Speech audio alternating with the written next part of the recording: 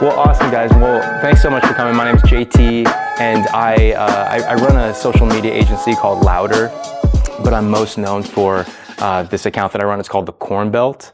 Started 3 years ago, and we're going to talk about what goes into being successful in social media today, because it's just completely different than it was 3 years ago. I'm sure everybody is like, what the hell is going on with social media? Like, why is it so different?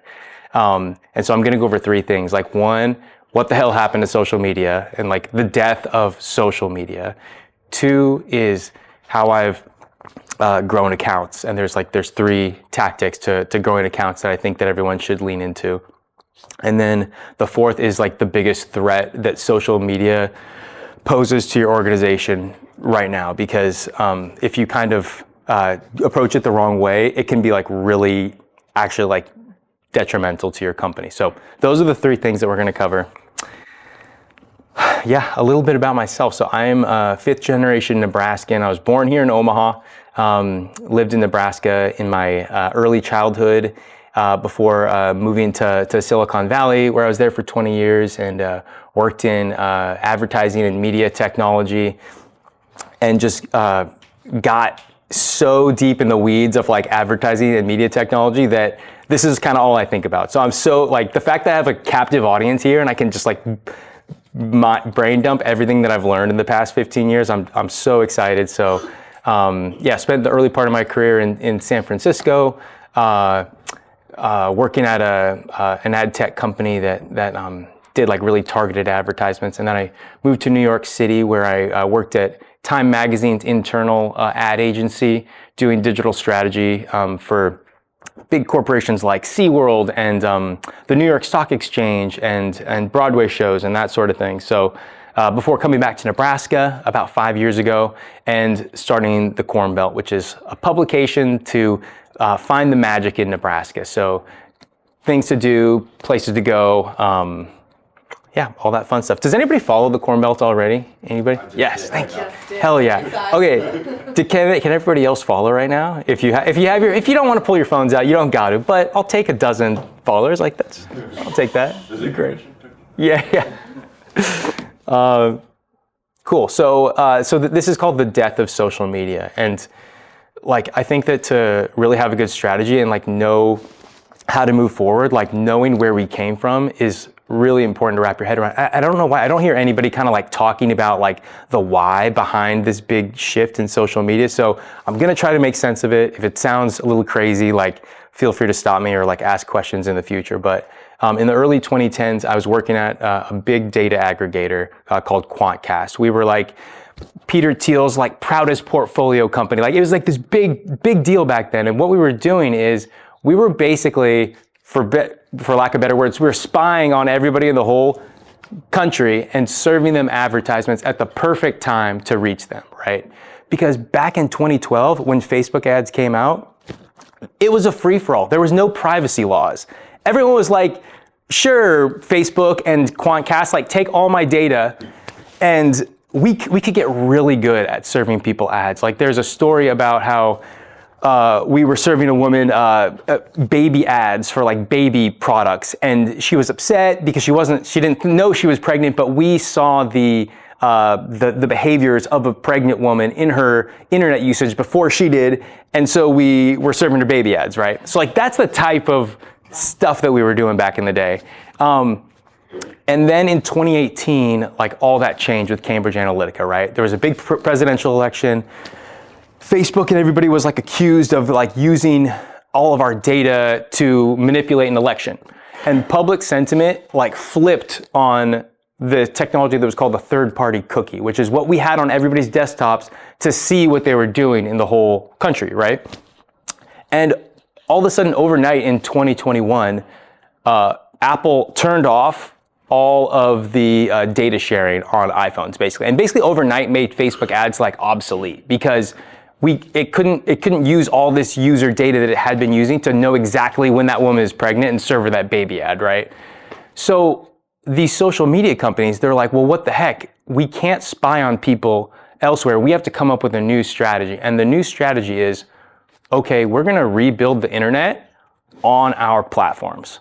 So this is kind of crazy, but like bear with me. Like there's two internets now, right? There's the old WordPress internet with websites and Google SEO, and now there's this new social internet with where we go there for entertainment, commerce, communication, like everything we used to do in the old internet now.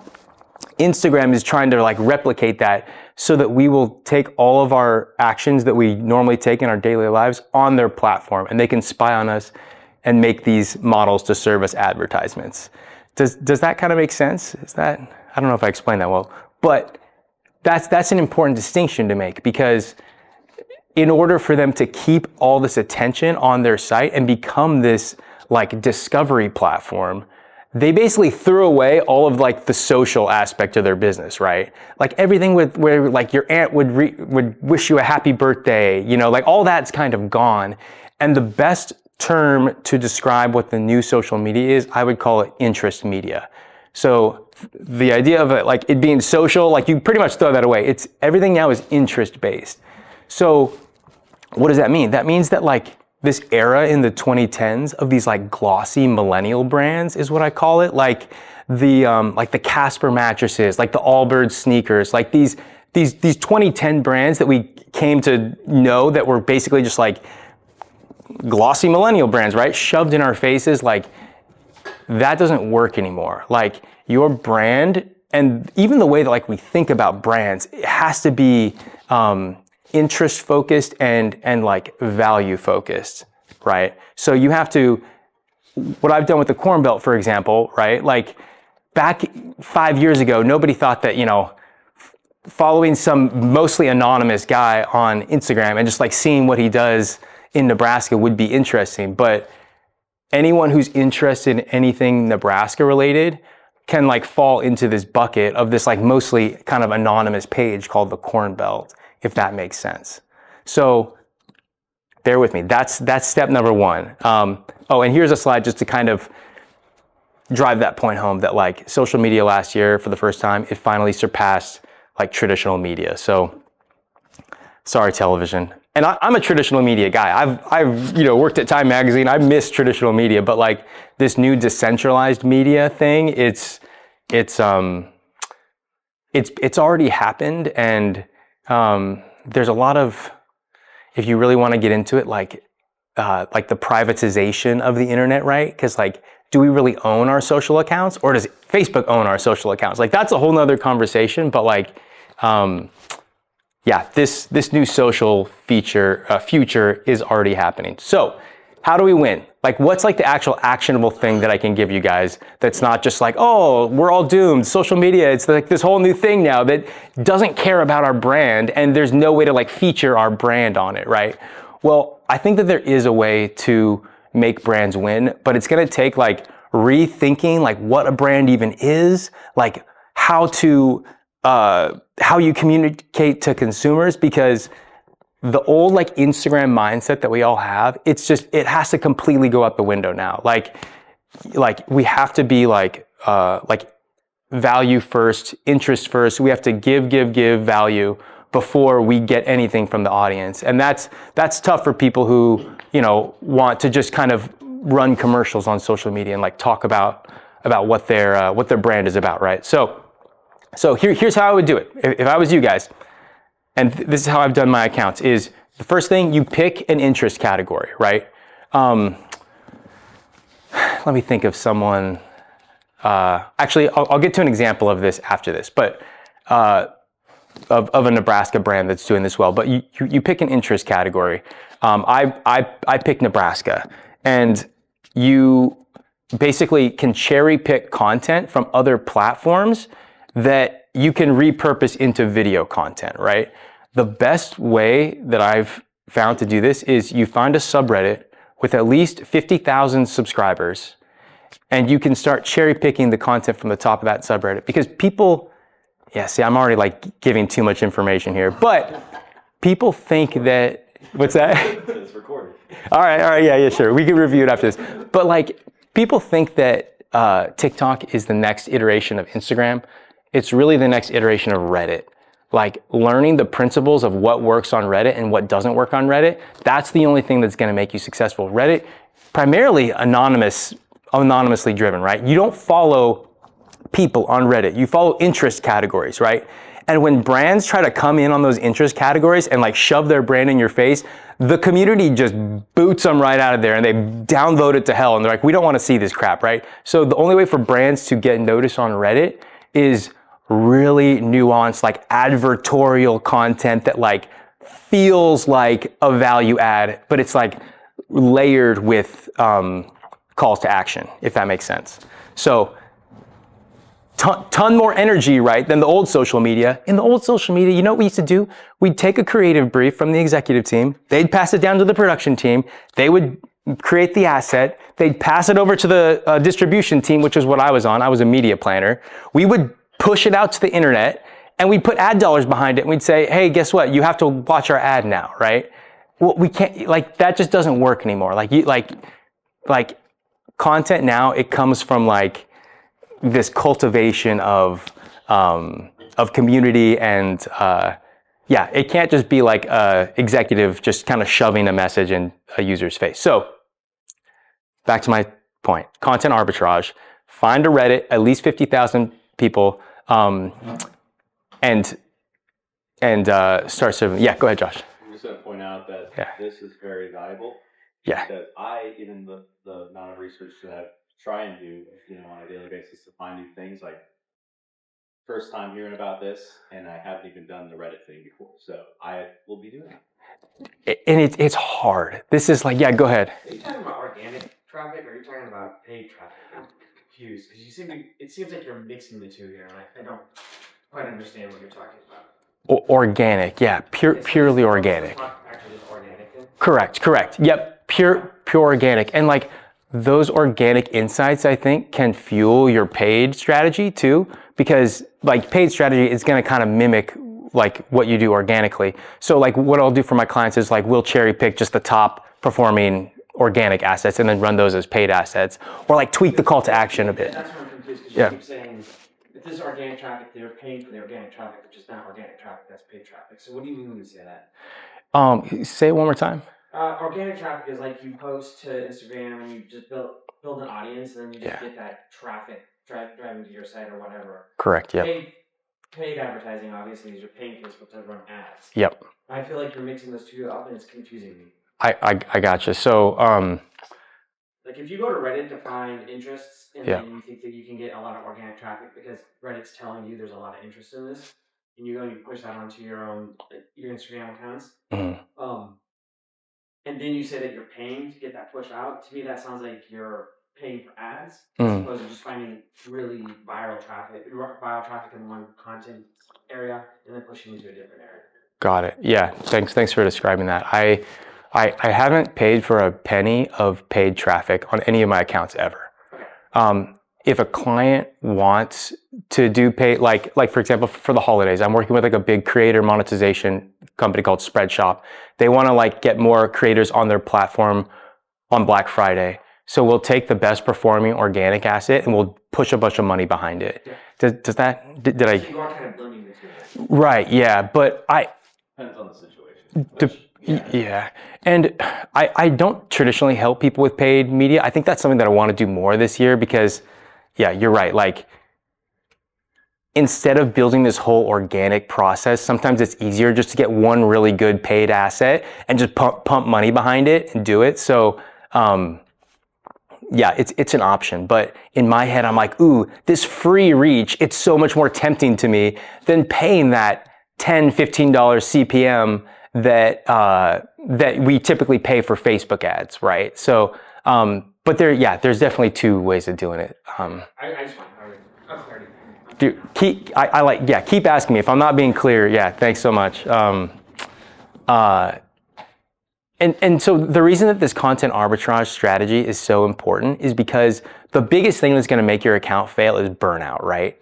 When you're playing the organic social game, where the heck do you find what to post every day? Like, that's the hardest part. You have to be like an interest category expert. And I found the best way to do it is on Reddit because it's already filtering for like the type of content that performs really well. So we can even after this like go apart like your specific business and does it make sense for you to try to win an entire interest category, as a nonprofit? Maybe not, right? Like, I own the entire interest category of Nebraska, which is like a crazy thing to think. Like 5 years ago, if someone said like, you can own an entire interest category online, like, for example, like I have like 4 and 5 star football recruits like reaching out to me, asking me what the best thing to do in Nebraska is. I had Kamala Harris's campaign reach out, asking for an endorsement, because decentralized media it's the media now, right? Like people attribute decentralized media like Joe Rogan on how like Trump got elected, because like anytime that you're reaching 50 million people, like this is the biggest Nebraska lifestyle publication that's ever created. And it's not because of my editorial skills at all. Like we know that's for sure. It's because of the nature of how attention moves now and how just freaking quick stuff happens. So like I'm wanting this to be like a wake up call to like how like what the next 3 years of AI is basically going to bring, right? Like everything's got to be like speed, and value all the time. So that was kind of a tangent, but okay. Step number 2 of how to win on social media. First is content arbitrage, right? Finding that Reddit community, repurposing content. Second is social listening, and this one is really hard. It takes 2 things. It kind of takes 3 things. It takes consuming a lot of content, right? You really have to be living in the content, living in the trends. It takes a ton of empathy, being able to like know like what moves people and like what you're going to put into content. Like you just kind of get a sense for like, oh, this is going to move people, this isn't. And I think the third thing I would say is like, I think like life experience helps with that. Like if you have like a variety of different like life experiences, maybe you've worked in different industries, like it kind of helps you connect the dots. But yeah, this social listening piece is really important because it's just content now, it's just so nuanced, that you got to be like Johnny on the spot with the trends, and you got to like, know the right font to use in the first 3 seconds of the video to convince the viewer to give us the next 20 seconds of their life, because they know that we're platform experts and we're not going to waste the next 20 seconds of their life because we're going to give them something that matters. So social listening, and we can go all into like how to be a better social listener and everything. The third piece is digital citizenship, right? These platforms now, they're all AI driven, and they're not just reading what your viewers, how they're engaging with your content, they're reading how you are distributing the content. They see every action that you take, every comment that you leave on another creator's profile, they're scoring you and they're ranking you. So giving like positive messages to other accounts within your niche and encouraging other creators within your niche and engaging and following other creators within your niche, that's how you train the algorithm as to what category to bucket you in. And that's like a really important piece that I feel like people don't know. Like they think this is a conversation between themselves and the viewer. There's really 3 people in this conversation. It's yourself, the viewer, and the algorithm, right? And the algorithm is basically my boss. Like I'm doing everything to just kiss the algorithm's butt 24/7, and that's like using like healthy scrolling habits. If they see that I'm tweaking and I'm just like, gonna crash and burn, they don't want to give reach to a creator who's clearly on the brink of burnout, right? You have to really like show the algorithm that you're like a responsible user. You're systematic. You're going to follow their guidelines, and you're not doing like these like sketchy like gray hat techniques like buying followers or I don't know, what are like engagement pods sometimes are a little bit sketchy, where like you have people that are just like spamming out your content to other folks. So there's other like white hat techniques with this that, yeah, okay, I'm kind of getting off the rails, but we'll just leave it at that. Digital citizenship, showing the algorithm that you are a real human and you're a good citizen for them to give organic reach to. Okay, here's an example of a company here in Nebraska who I think is doing this really well, right? These folks, they're based in Lincoln, and basically what they said is, hey, we're gonna own the interest category of blue collar pride. I guess that's what I'll say it is every electrician, plumber, lineman, like people who feel like kind of like traditionally like underappreciated industries, they make content all for them, and they make merch for each of that industry, right? They're like graphic designers. They like make all this cool merch and stuff. And they've propped up this interest category of blue collar workers that just eat their crap up. It's amazing. It's like the coolest thing ever. They've done 10 million in revenue. They print everything out of a place in Lincoln called 1-800-Shirts or something like I don't know, some t-shirt place down there, but it's really cool. Company Cam, I don't really have anything to say about them. Oh, the Corn Belt. Okay, here's a good example. Give myself a little plug here. So here's a campaign that we did for Norfolk, Nebraska. You know, it goes, you know, mega nationally viral because we own this interest category of Nebraska, and you know, we generate $40,000 in media value for a campaign that cost them a couple $1,000s, you know, to get me out there and to make this campaign. So yeah, owning that Nebraska interest category means that you can like bring other organizations into your channel and get them out there. I don't remember where I was going with this, but here's a glamping company that I worked with here out in Elkhorn, and we only worked with them for about 45 days, but we doubled their followers in the first 30 days, basically, with like a combination of like getting them on the Corn Belt to kind of show people about them, and giving their audience. Ooh, okay, here's a good one. The litmus test for every piece of content that you post should be: will this piece of content make the viewer look smarter if they share it with their friends, family, or boss, right? And so that's what we gave viewers with this account. We gave them the secret to knowing where this new glamping company is in Elkhorn, that they can just click send and send it to their girlfriend and be like, hey honey, look, I found this, you know, really cute spot, you know, and that is what makes social media go around now. That's how you get the algorithm in your favor.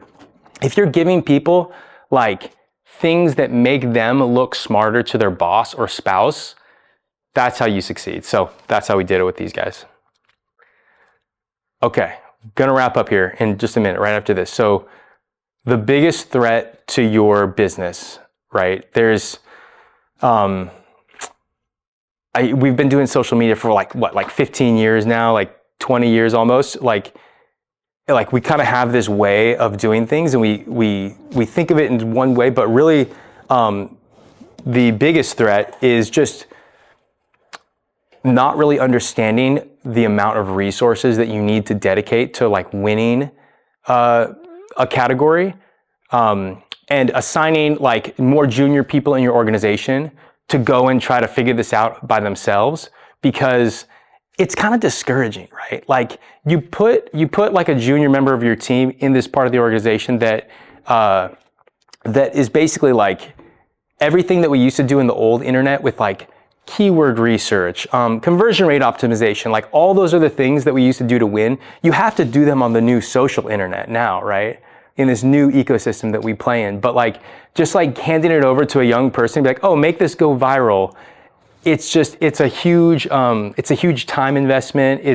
It's tough if you don't have like the media background to like really, you know, make this stuff work. And it's just not right for every business. You know, owning an entire category doesn't make sense for everybody. Maybe you just want to, you know, stay relevant with the people who already follow you. Maybe there are like 3,000 people follow you and you just want to stay relevant with them.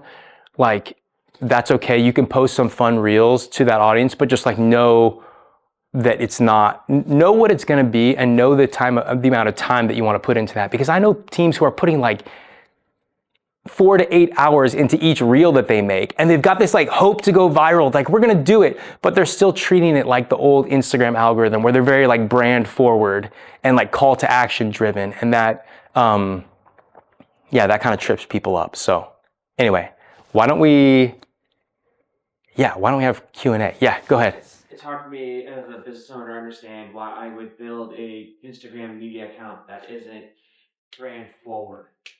Yep. The only way I would do that is if I genuinely believe that marketing or dominating in a niche interest would allow me to channel my traffic to my site.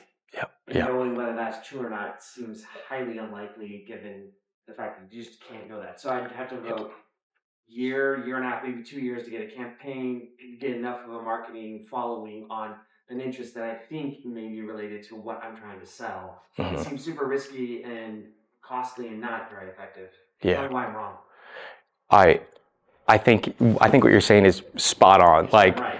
Okay. it's totally not for this strategy. It's totally not for everybody. But recognizing and not like spinning your wheels and going to sleep every night being, I got to do social media. Oh my gosh, how do I figure it out? And just like coming to grips with the fact that like people who win on social media, they're basically building media companies within their company, right? To create this like attention generator. And like, so I definitely don't think that it's for everyone. I think that we have to like, rethink like what a brand is if you're going to take this approach. So hopefully, go ahead, Josh. What kind of brands would this strategy work for? So like, would it be a product-based business where maybe it's a apparel company and then you can be wearing your apparel, but you're doing things that just attract the attention of your audience more? Using the strategy essentially? Well, I mean, the pessimistic answer is we might just see like an extinction of like what we thought the entire millennial brand ecosystem meant, right? Like my college roommate started a company called Blender's Eyewear that makes sunglasses, and like the whole thing was run on Facebook ads, and the whole thing was brand forward, and they sold it for $100 million, and like it's just game over, good night. Like they did it, right? Now a sunglasses company has to be about like a movement, and there has to be value, and there has to be like a reason behind it, right? And so the direct to consumer brands that are going to win in this next decade are the people who take like a content first approach, and they basically do something that I call like the TikTokification of like a legacy industry. And good examples of that are like the Savannah Bananas. Does anybody follow the baseball team, Savannah Bananas? I freaking love those guys. They're so good. And what they did is they took this legacy industry, MLB. Some people think it's kind of boring. People aren't really watching baseball anymore. I'm sorry that like I'm propagating this industry that like shits on baseball, but like, and they just injected it with like absurdity, right? And they're like, okay, here's this new thing, and that's the brand that I think is going to win in this next era, right? The Corn Belt. What did the Corn Belt do? It took a legacy industry, Nebraska, like, sorry, Nebraska, I'm not trying to crap on you, but like we flipped it and we injected it with this like crazy like explorer energy where we're like finding hidden gems and we're getting off the beaten path, and it's like not your mom and dad's Nebraska now, it's this new Nebraska, you know? So most people's train of thought is Nebraska, there's nothing there. So right. Bringing that exposure, that excitement back to Nebraska, that's great. A lot of buzz. Right. A really good example, I was glad that there was a window washer in here, because there's a window washing company out of Nashville that's doing this really cool thing where all of their window washers now, they wear like checkered Vans slip-ons, like they have handlebar mustaches, and they like skateboard like up to the job or something. And they wear these like pink like bowling shirts. Like they've got these crazy uniforms, and everyone's like, oh my gosh, like it's like the TikTok window washing company, right? They like injected their window washing company with this like absurdity and added value through that. So like there's so many ways to take like legacy industries and do it in a social media way. And I mean, how much business can you really win if you're like a window? Like, you're right, thinking about like, is it worth winning this entire interest category for me to build this whole media company that it takes to win this? Maybe not, you know. How much time and energy do you put into it's called the Corn Belt? Basically like 3 years nonstop of like my highest like earning potential years of my life. You know what I mean? Like my late 30s, like I've got to like, Like, are you spending 4 hours a day on it, 8 hours a day on it? Yeah, good question, actually. As a business owner, I should know like exactly how much time I'm spending on it, but it's like basically like, I mean, the clients that I work with now are all like, the Corn Belt's kind of like a business development tool to attract other customers now too. So like, I would say I've spent like 80 hours a week on it for like 3 years, but then that's also like working with my other clients, you know, and like doing events and stuff like that. So yeah, I don't know. I don't have a life, but Last question. My company's Clip Art Monster, but previously I was selling Clip Art. Me and my dad, he was drawing Clip Art and I was selling it. Cool. And I found that the organic, you spend a lot of time organic and you get very little return. Yep. And so I very quickly said, well, organic, this isn't going to work because typically so I was doing Pinterest and Instagram and Twitter, and I realized Twitter is not the right spot for it. I don't even think Instagram is. Pinterest is the right spot for it. Yep. But what I realized was that you can't really post a lot per day because the algorithm does not like that because you're spamming. Yeah. So you just can't drive traffic very effectively. So I ended up going to paid ads because they don't care if you show 1 million ads, they're going to money. Yeah, right. And I guess what I'm trying to say is that for me as a business owner, it became obvious to me very quickly on that the organic social route was too time consuming, too costly, and didn't drive traffic nearly fast enough as just paying for ads. Yeah. And I'm wondering, and I guess what is your position on that? What do you think about that? I don't think you're going to build community by driving ads, but maybe you don't need community, you know? Like, I think that there's an opportunity for people who don't want to build community to work with some of these other interest category creators, right? Anybody in Nebraska who, from a small town, who doesn't want to try to win the entire interest category of Nebraska can partner with me, come on my channel, and this media, it's still insanely affordable and cheap, right? Like Norfolk, Nebraska, they're never going to reach 3 million people, on their own or some other way, or like the Branch Oak Observatory, outside of just outside of town here. Like we did a video with them, and 1,000 people came from Iowa and Kansas, and people drove for hours and hours and hours to be there. So you can win just by aligning with, I'm sure that there's a creator in your niche that's like, hey, I know great hacks for, I'm sorry, I can't remember what your business is really. Clip art, yeah. And so you can kind of slide into his audience and use him, if that makes sense. Yeah, you're just saying instead of using Facebook ads, you would use an influencer who owns that interest base and pay them to push your product. I think it's a line item in your whole media strategy, but of course, because it's my line item, so I'm the one trying to push it, but I think it's super clutch, yeah. I'm curious to hear more about the inception of the corn bow. Yeah. How did you identify a niche there? And then say, oh, we can actually make real dollars out of this. And then how did you put those two together and actually say, okay, I'm going to devote 80 hours a week, however many hours a week to this. Yeah. And in an attempt to get this out of it, Well, great question. Yeah, when I first started playing with this interest category theory, I started with sports content, right? Because whatever, I'm a sports guy. Make sports stuff, and it'll grow, right? Grew very, very quickly. Did crazy numbers. Made a really big account, and realized that I had created a crowd and not an audience, right? And by that I mean I was just kind of like keyword farming for whatever these low-hanging keywords were, and using even some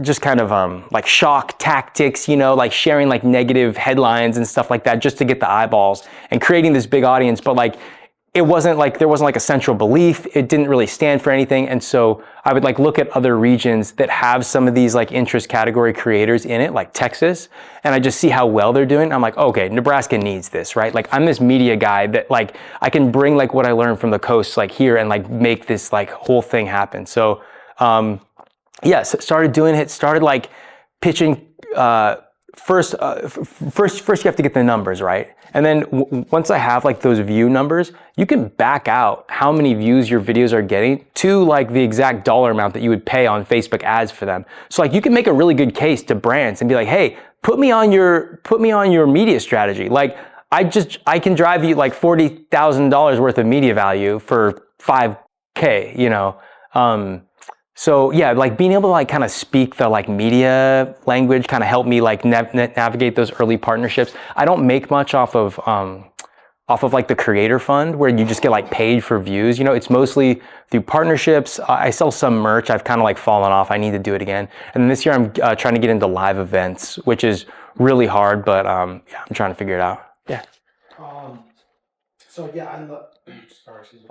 I love it. A couple technical questions.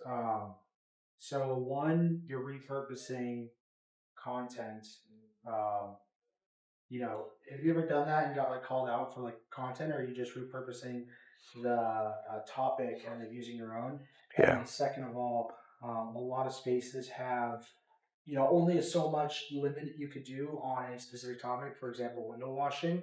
And so, what's like the refresh cycle as far as being able to show the same or similar content to your Yeah. Like every like new inflection point of media, like every new channel that pops up, like for example, when television popped up, every piece of like radio media had to be repurposed into television content, right? Like there was a radio show about like sports, then it became a TV show about sports.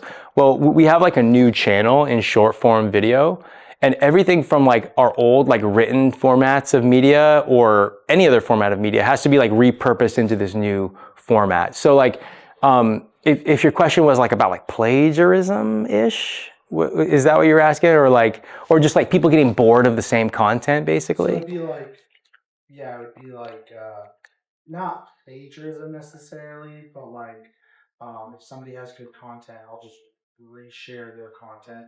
Or Yeah. for example, like if you look at Reddit, Reddit will have funny videos or meme or situations that you know that you can Yeah. repost, but it's not necessarily your content. Yep. So yeah, I mean, it's not necessarily like plagiarizing, like you're taking Yeah. their whole post, but you take maybe a picture. Yeah.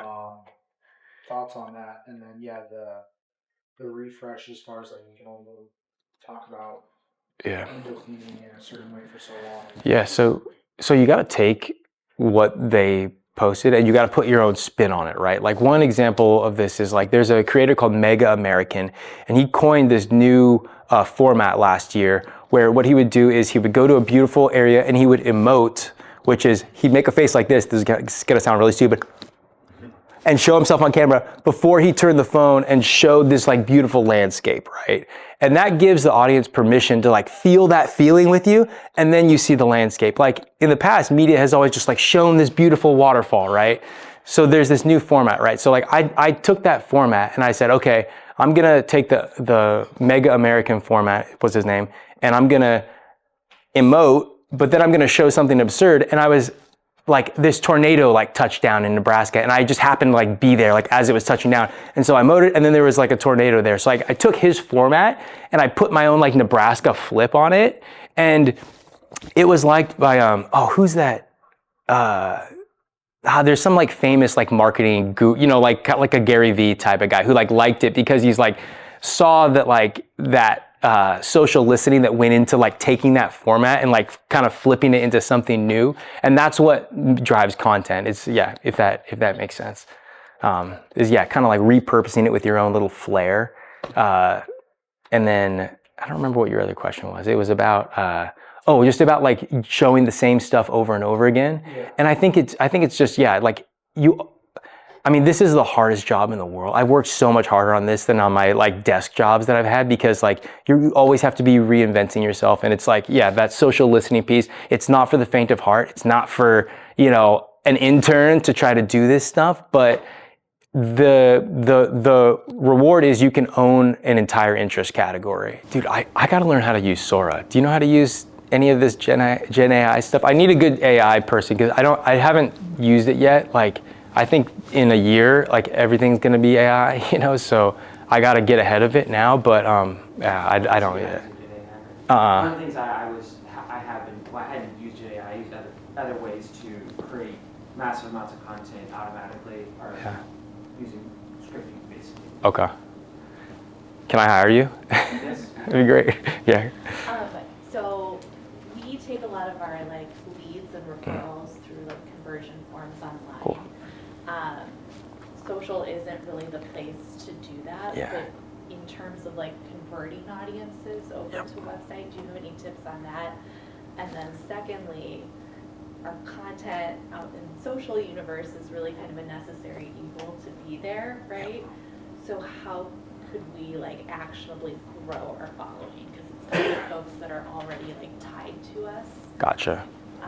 So two-part question. Yeah, it's like your social, it's still very like familiarity driven. It's about like who kind of knows you guys and wants to stay up to speed with like what you're doing. And it's not so much like, hey, whole world, like look at this new idea. You know, it's kind of a, it's a. Yeah, I guess for us it's like Yeah. a challenge because we have like a wider audience in Okay. our website visitors than Gotcha. we would in our social, like gated content, if you will. Okay. So do you have any like just actionable tips to maybe grow that following without, Yeah. I mean, we're not gonna go do viral videos. Right, but, yeah. I mean, certainly like partner with Centerpoint and like start Like liking this their initiative. content. Yeah, but I guess just like maybe some actionable insights other Yeah. than like following other local nonprofits or Okay. I don't know. Yeah, and I'm sorry that this talk is like geared towards like taking this huge swing on social media, and it's kind of like where are the nuts and bolts, right? Is that what you're kind of asking for like the Yeah, just like maybe local some people? tips and tricks. I mean, we've done video content, but that's like a huge budget lift for us, and it's Okay. not like we don't have production Right. capability in house to Yeah. do videos. So like we Yeah. don't even do reels. Yeah, right. So like, what are some ways that are a little more simple to maybe like get the algorithm in our favor? Yeah, so something like, let's bring it down and make it really easy, yeah. Yeah. Like, yeah, following and liking with people within your niche. I mean, carousel posts have been doing well. Like, I didn't post a single photo post for years and years, and I basically had kind of written off photo posts, but now carousel posts seem to be coming back. Like we rarely do stories, right? Yeah. So Yeah, I don't know. yeah, Not to sound basic, but like, yeah. what are some, like, should we continue to do like some story shares? And, Yeah. like, how frequently should we do Okay, that? yeah. Like, what's like the baby step that we can take? Do you have something to say about that, Josh? For Yeah. the carousel posts. Yeah, oh yeah. If you approach it in a way of like, you can kind of make it in a way of like a reel, so that you're trying to grab their attention and keep them scrolling through the carousel. So finding a way to create a carousel where it grabs their attention and keep scrolling over and over and over to the next slide. It's kind of, I don't know what kind of carousel posts you would be making, if it's informational or like educational. That kind of thing could work really well in keeping their attention if you're not doing like video content. Yeah, and yeah, I mean, I would just say like educate, entertain, or inspire with everything, right? Like try to make it less like brand focused and like here's what we're doing focus and I'm not sure. Like the people and mission stories always Okay. like hit harder than Cool. ours. Like Yeah. You know, so we're trying to lean into that. Okay. But yeah, just curious if you had some ideas to expand reach Yeah, like organically, I guess.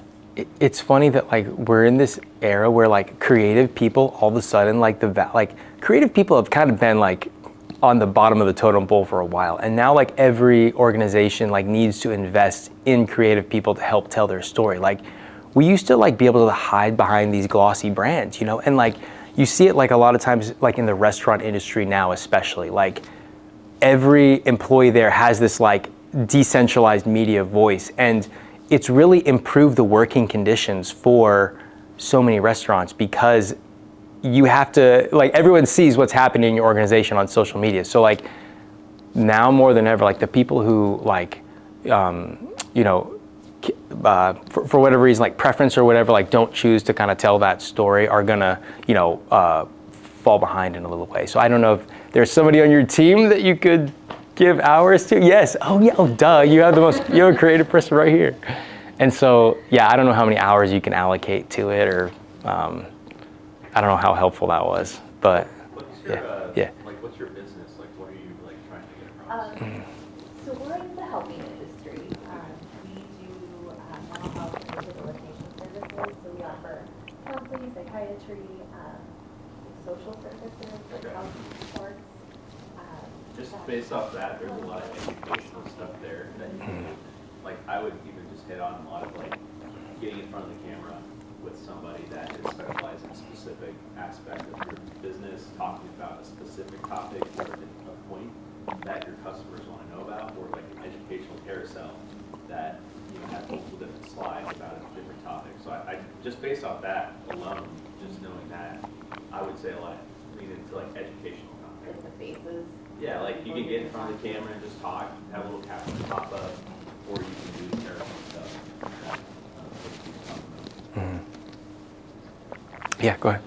So, this is kind of a long-winded question, but I ran across a couple of reports recently on LinkedIn, and there's like another one, how Gen Z and millennials are shifting their how they consume. They're preferring experiences over products, and even when they do buy products, the report says that Gen Z is redefining luxury by focusing on self-expression and accomplishments. So they value the actual experience of buying the luxury product or even the product itself. So, and then in the report it also says, so that's why experiential marketing is increasing in relevance since the post-pandemic era. This approach focuses on creating memorable, engaging content that emotionally connects consumers to brands rather than just showcasing products. Yeah. So my question is how do you approach that for both a service business and a product-based business? How are you trying to create experiences for them instead of just showcasing the service of the product? Yeah. Young people are pissed that of how we've been running brands for the past couple decades. Like, they want like the real, they want like they want straight talk, you know? So, from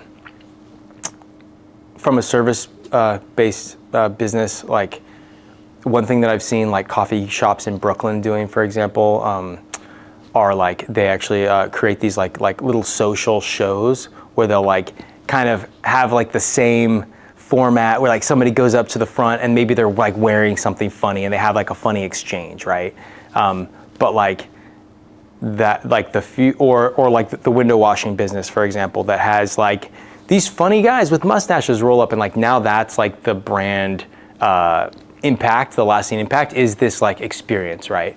And so Airbnb is another industry that's like being completely redefined by these like experiences. Like I've been working with this guy in Utah that built this like giant like Star Wars like Airbnb experience out in the desert, right? So like you have to like take your like traditional millennial brand and you have to like give the young people something that is lasting, you know, and that type of experience. Does that kind of help? Yeah.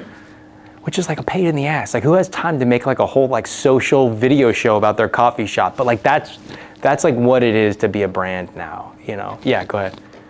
What kind of, you mentioned earlier, wanting to do live events with the Corn Belt. Yeah. What kind of events are you looking into? And then are you trying to do them like, oh, come see the Corn Belt guy, or is it like this is a concert sponsored by, presented by the Corn Belt? Yeah.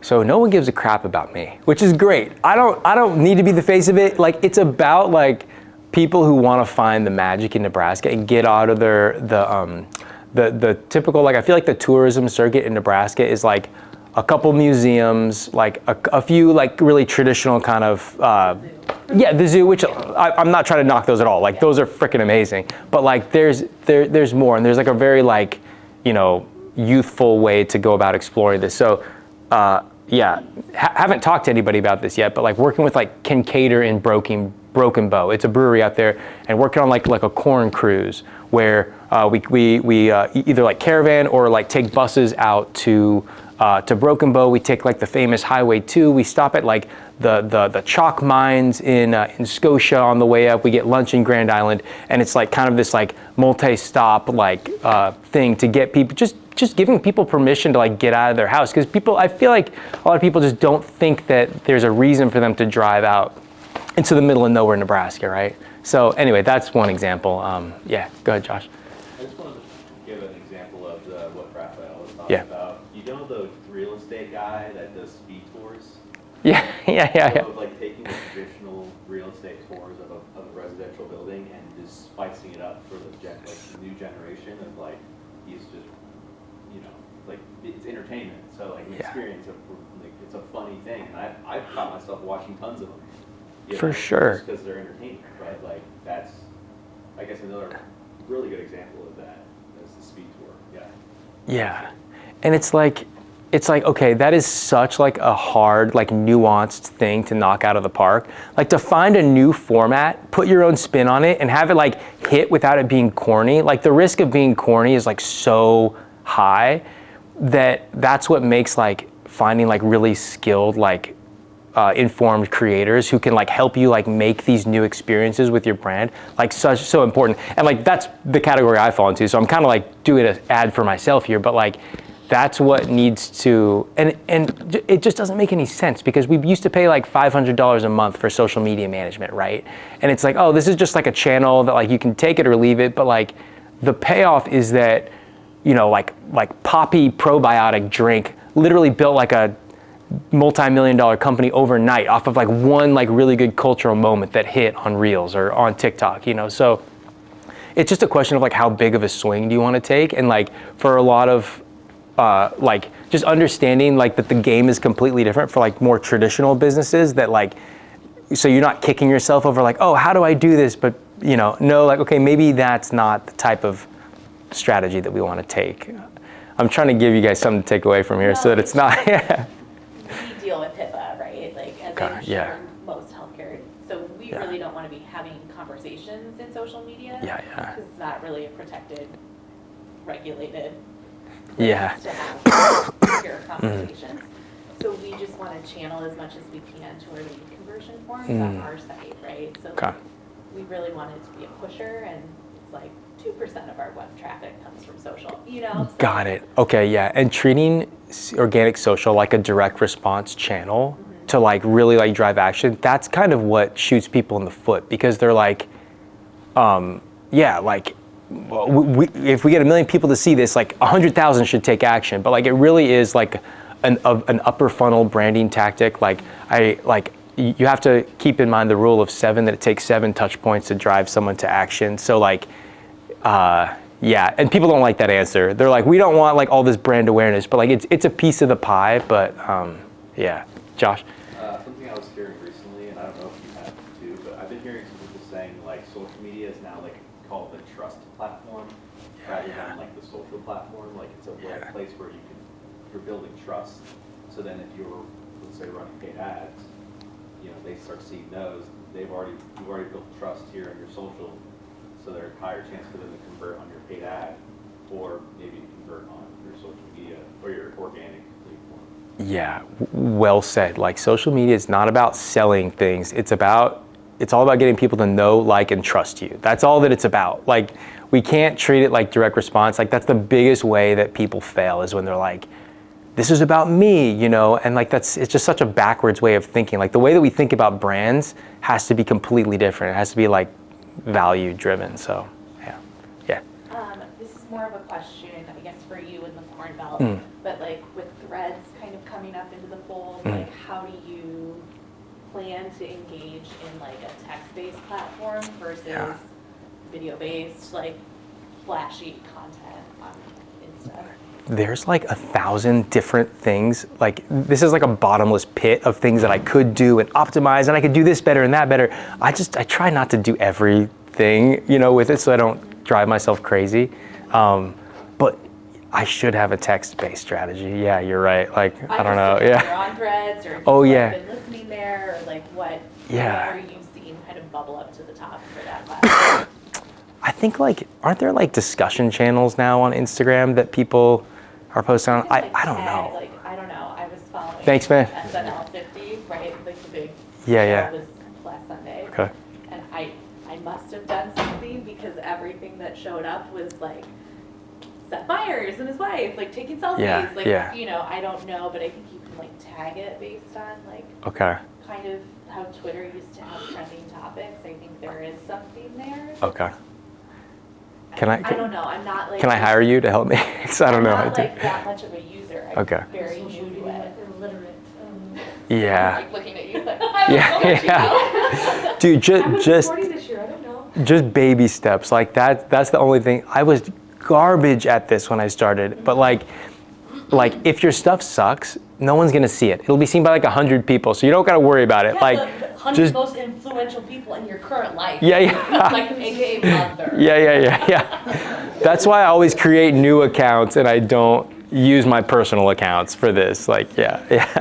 If it helps, my mother used to like every brand I pushed for, and I was like, thanks for liking that post. Yeah. Dude, thanks for listening, you guys, and being locked in. And yeah, thanks for the good questions too. Like, yeah, any more questions or feedback you have, like, this is all just my theories. So poke holes in it, tell me what was good or sucked. Yeah. You highly recommend building a huge platform on TikTok right now, right? I don't know. I think TikTok's going away, you guys. I thought there was no way, but I think we lost. That's gone. Which is One, I think is the right way to say that. Which is good because it'll clean up the whole industry because people are like, oh, we don't want to work with JT. He's on TikTok. Well, Instagram is good too. So yeah.